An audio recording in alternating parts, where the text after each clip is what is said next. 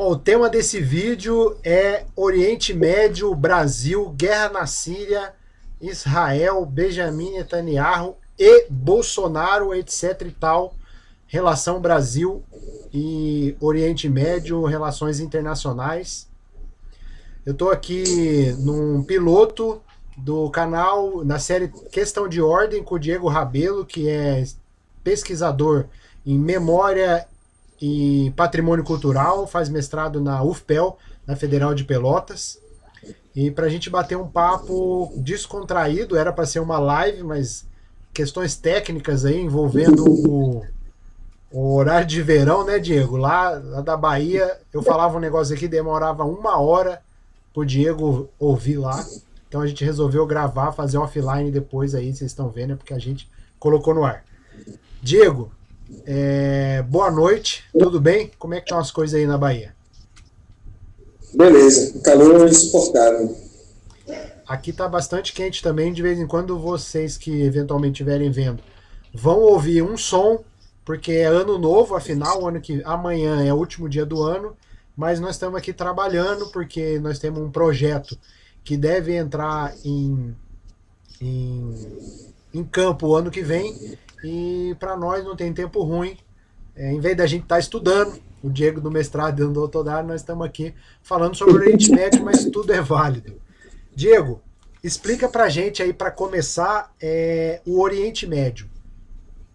Que diabos é o Oriente Médio politicamente, socialmente? Que bagunça é essa que tem lá, que a gente entende pouco e que muita gente só conhece pelo jogo do War? Boa noite, Rafa.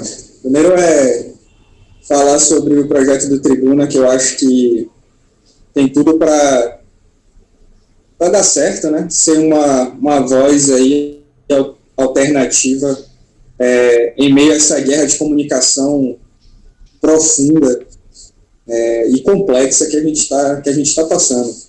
Bom, primeiro, eu tinha a mesma impressão sobre o Oriente Médio, eu só conhecia pelos jogos de War, ou então quando acontecia algum atentado terrorista, ou se falava da guerra do Iraque, ou se falava de petróleo. Então é uma região muito importante para o mundo, né? Alguns pesquisadores chegam a dizer que é o coração do mundo, afinal de contas, o Oriente Médio está assentado sobre a principal fonte energética do planeta.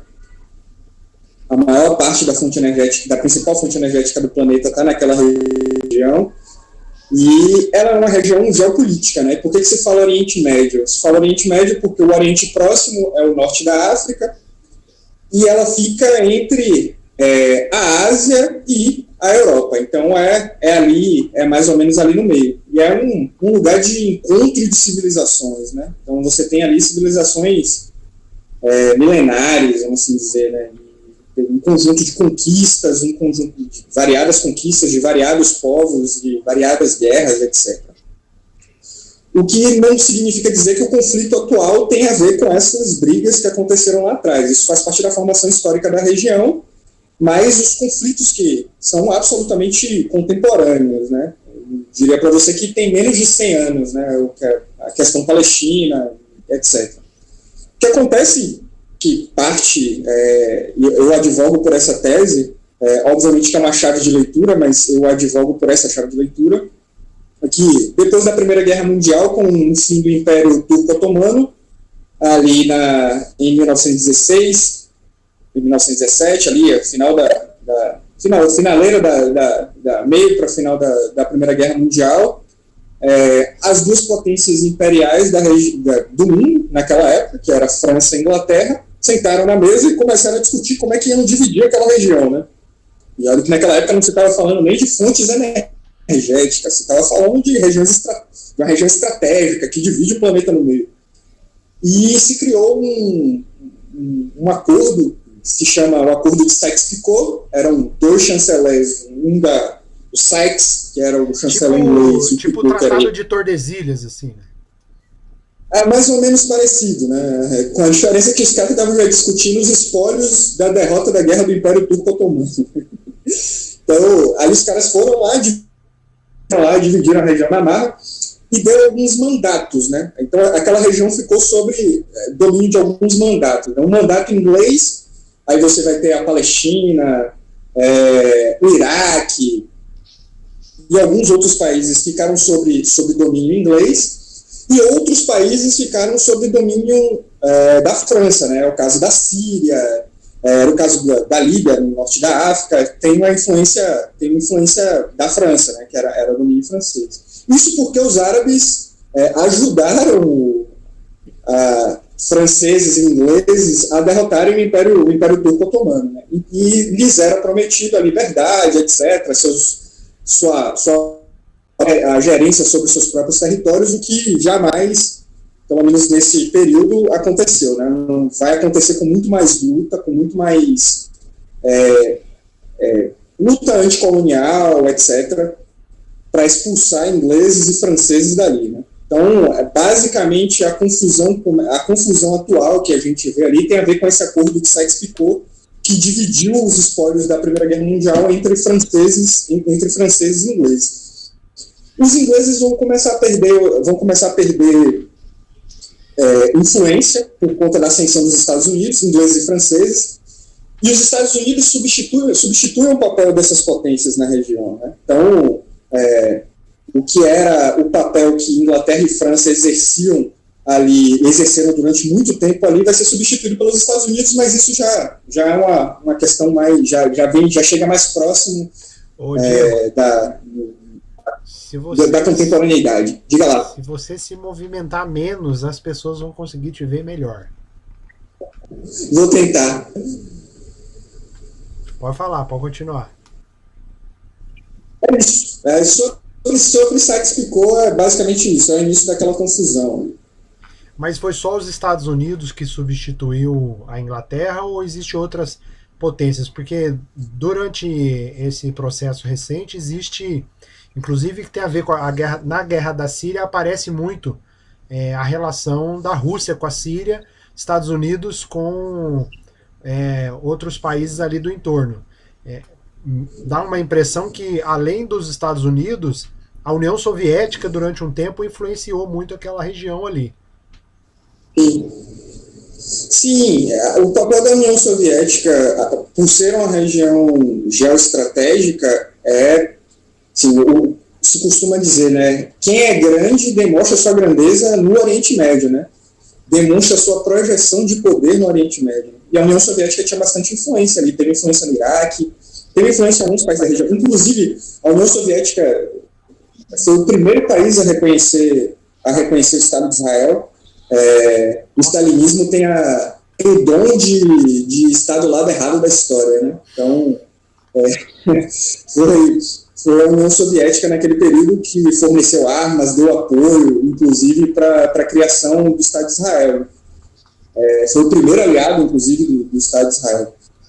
E sempre teve o pé ali. Só que o que sobrou, com a queda da União Soviética, a única coisa que sobrou de influência ali, e no que virou Rússia depois, nunca deixou de ter, foi essa relação com a Síria, né, que vem já desde o Assad pai, agora é o Assad filho, né, o Hafez al-Assad, que era o presidente da Síria. E a Síria sempre teve relações muito próximas, desde a União Soviética e agora com a Rússia. A Rússia tem uma base militar e uma base naval na Síria, em Latáquia, na província de Latáquia, e sempre teve influência ali. Com Putin, esse processo de projeção da Rússia começa a se movimentar de novo, né? Desde a queda da União Soviética, a Rússia está completamente isolada, cercada, completamente fora do jogo geopolítico, né? Putin começa a reorientar a política externa da Rússia, e a Rússia retoma um papel de protagonismo. Tanto que hoje, assim, não se pode falar em qualquer resolução de problema no Oriente Médio sem a Rússia. O que se diz agora é que depois da Guerra da Síria, que do ponto de vista militar está praticamente resolvido, o governo sírio ganhou a guerra, mas qual é o outro ponto de vista? Qual que é o ponto de vista que não é o militar numa guerra? Tem a questão política, tem outras questões que envolvem ali, né, geoestratégicas e tal. Do ponto de vista militar, a guerra está resolvida. Assim. O que os Estados Unidos... Continua guerrilha, continua grupos rebeldes lá, ou acabou isso já? Sim. Tem algumas questões sobre a Síria, né? O conflito na Síria, ele vem com a esteira do que se chamou de primaveras árabes, né? E há um profundo debate sobre o que foram as primaveras árabes, né? Alguns anos antes, na Líbia, esse processo aconteceu de uma forma muito parecida.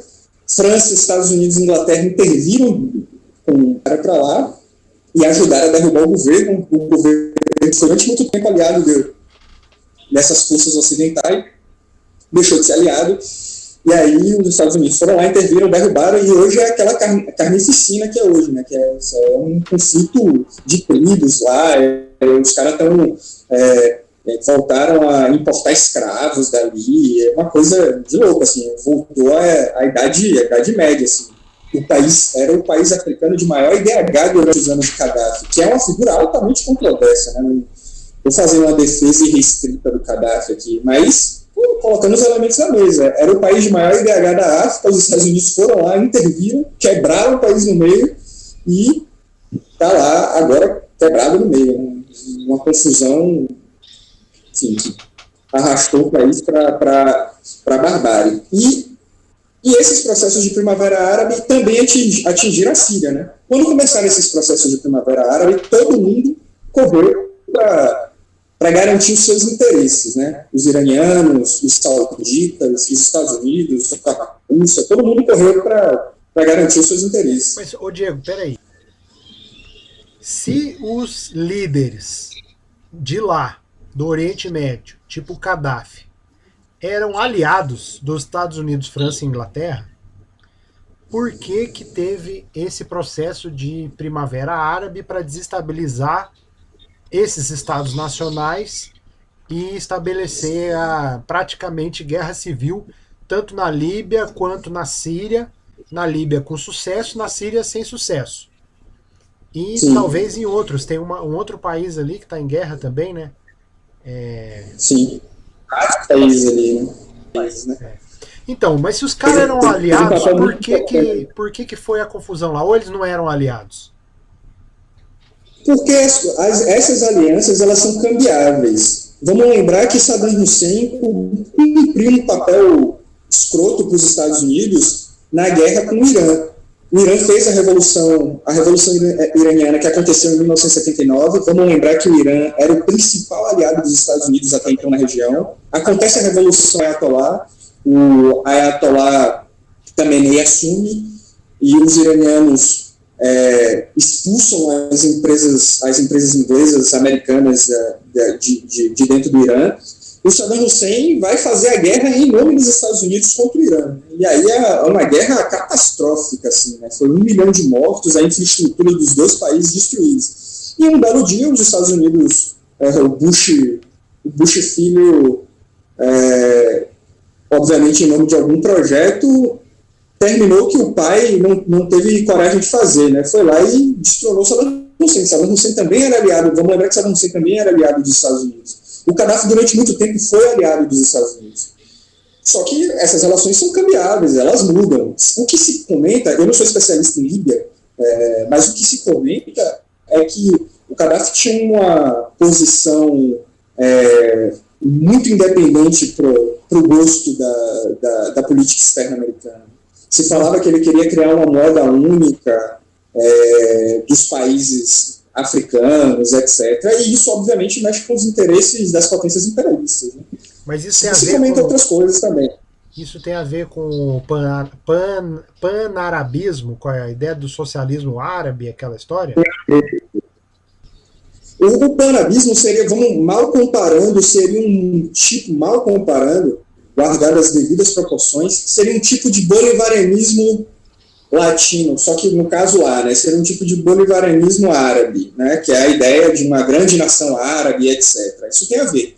O nacionalismo árabe ele é muito importante, ele mexe com o sentimento de unidade nacional, ele mexe com o sentimento de a valorização étnica, cultural dos povos, ele é muito importante. O Gaddafi tinha uma posição importante, assim, tanto que as empresas estatais eram minimamente consolidadas, o Estado funciona, o Estado de bem-estar lá, os padrões africanos, tanto que eu comentei anteriormente aqui, era o maior IDH da África. Então, isso tudo, para os interesses dos mercados, para os interesses das potências imperialistas, é um impeditivo para um conjunto de coisas, né?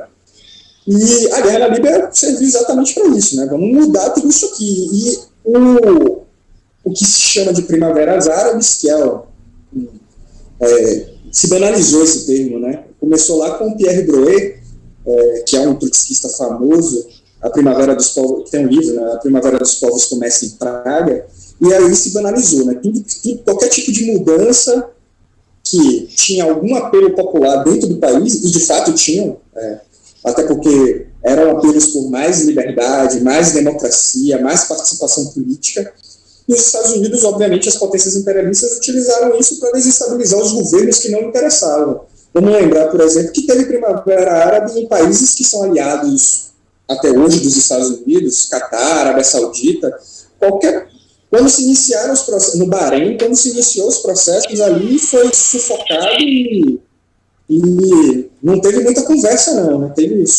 Sufocaram essas mobilizações e não teve conversa. Mas, obviamente, nos países que não eram aliados dos Estados Unidos, esse processo foi bastante doloroso, alguns governos caíram. Vamos lembrar do Egito, por exemplo, que era o Hosni Mubarak, aliado dos Estados Unidos, que foi derrubado, teve eleições livres lá, muito tempo, teve eleições livres lá. A Irmandade Muçulmana, que é um grupo político do Oriente Médio, ganha as eleições, com um sentimento de fora e antes daqui, com um sentimento de mais independência, e eles são derrubados e é restaurado de novo um governo fantoche dos Estados Unidos, um governo militar no Egito. Então, esse processo de Primavera Árabe ele é altamente complexo.